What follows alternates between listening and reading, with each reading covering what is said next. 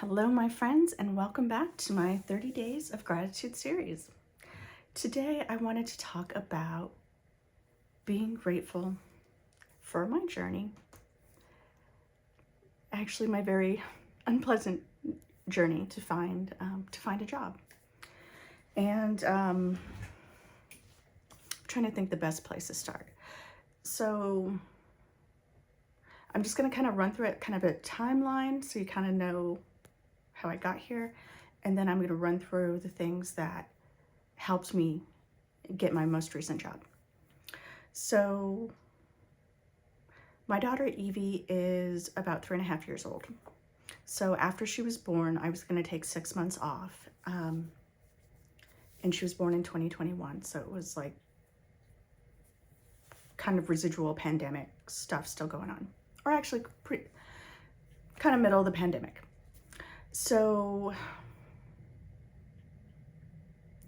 in that time, I started buying courses and trying to learn how to make money online, which ultimately led me to this path for coaching because I really enjoy helping people at work. So like if you were to work at a company with me and you were to call me up or message me and say, hey, I need help with this thing.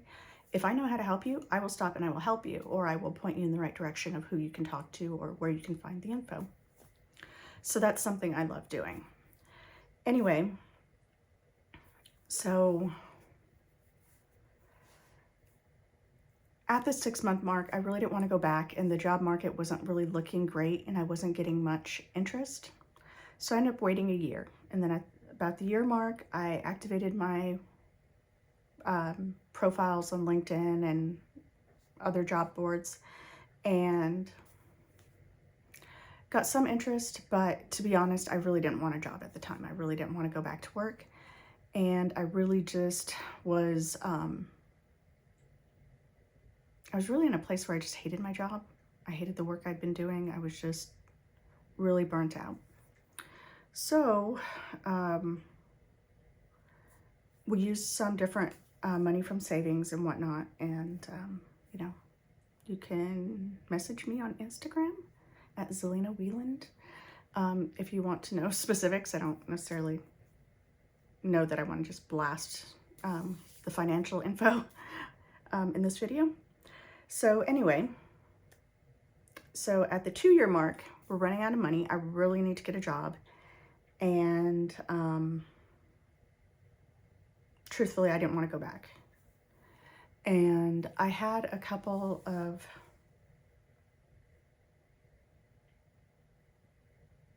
really weird, kind of bad interview experiences when I first started. And that really kind of kicked me in the teeth as far as mindset. And so I was struggling, and then I was getting,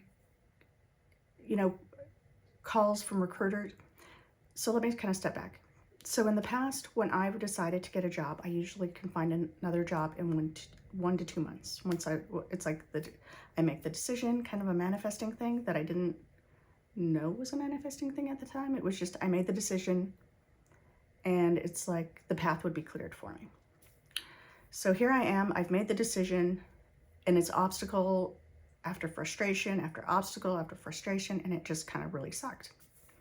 So I was really just having a hard time. And so I'm a student of Mindvalley, so I've been doing some of their courses, and I kept getting the commercials for Paul McKenna. So I ended up taking his self-confidence course. And this is also what led me on my path to become a certified hypnotherapist. But we'll talk about that in another video. So I take the course. It's, I think, like 3 or 4 weeks long. It wasn't very long. But it really helped me kind of see where my mindset had been broken from what I used to believe and think before, to kind of restoring it to a better state. Actually, it even like said, here's your really good mindset. Now we're going to make it bigger. And that really helped. And kind of the irony is once that all clicked into place, almost a month later, almost exactly 30 days, I started at my current, where I currently work now. And the funny thing is I had submitted a resume, hadn't heard anything in about a month, and then they call and they're like, they want to interview you like in 3 days. And then they want an on-site interview. And I was like, okay, I'm like, I can't do it in 3 days. I have my daughter home. Well, anyway, they kept pushing and kind of, so I felt pressured and I was like, well, I'll just help them out because they probably need the numbers. So the first day didn't work. They had to move it, and then they moved it to like a Monday. So interviewed on that Monday. 2 hours later, got called, got the job. Admittedly, it's a contract position, so a little bit faster process than if you're a direct hire. But within 2 weeks of finishing the course, I've got a job offer. Nearly 2 weeks later, I go in for my first day. And so that was that's the overall success story. So now I'm going to kind of walk you through a couple of the things that were holding me back, and hopefully this will be short. Because it really wasn't, these aren't like mind-blowing or complicated things. It's just things I couldn't see at the time. So one of the problems I was having is previously my belief system was I'm highly sought after. I have a very unique and desirable skill set, and everybody wants to hire me because I'm amazing. And that's kind of what in my head. I didn't really say that out loud to people. I tend to have a hard time boasting about myself, but that's what I think in my head. So at least, my inner voice is good. So that had really taken a hit, and I wasn't thinking that. I was thinking, I really don't want to go back to work. I don't want to take this type of job or that type of job or this or that. And as part of doing the confidence course, I started getting clearer about what I wanted. And one of the things I wanted is I wanted to work remote full-time, which I am remote full-time almost 100% of the time. I just have to go in 6 weeks out of the year. And then, I wanted a certain dollar amount, and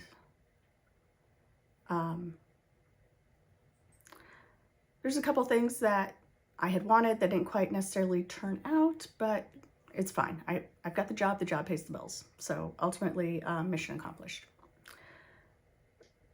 But it was that realizing my mindset had shifted so badly out of whack that I wasn't I wasn't thinking the right thoughts to get me the right outcome, if that makes sense. And the other thing I recognized is prior to my son Joey being born, and I think I tell this in another video, I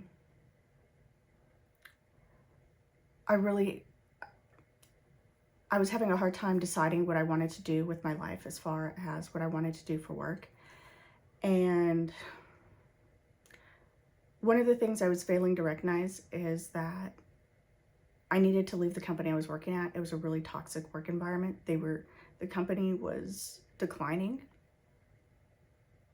So they were trying to bring in these people, and that people tell them how to get better and how to improve their business. And that was really stressful because everybody's worried they're going to get cut. Well, so when I was on maternity leave, being a valuable member, I had a lot of the tribal knowledge about the systems and the way things worked, was well liked, but I was overpaid for the position I was in with the way they had shuffled people. So I got laid off, and on maternity leave, which, you're supposed to be safe. They're not supposed to be able to do that.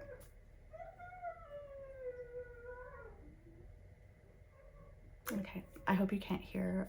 There's a dog making noise outside. So, Raven, no. Sorry. Sorry, I'm gonna have to leave that because I don't, yeah, sorry. Okay, so anyway. So the thing I didn't recognize at the time was I had had a lot of trauma.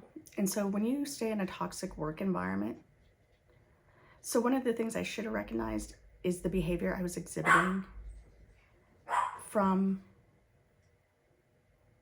experiencing trauma in the past. I had a really rough childhood, and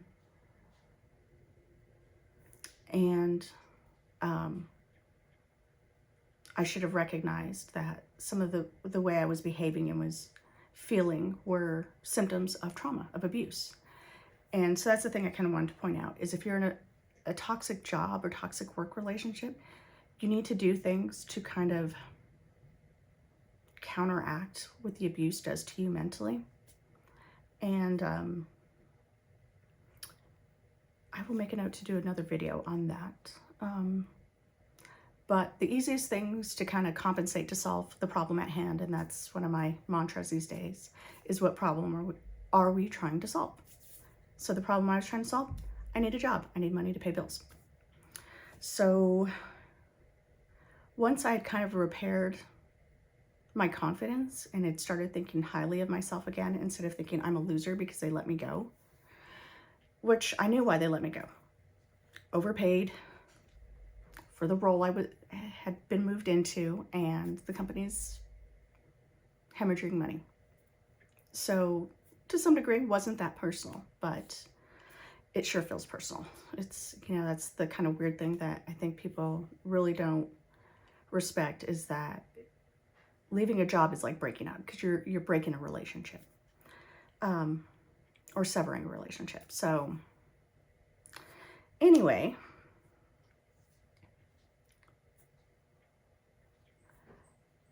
so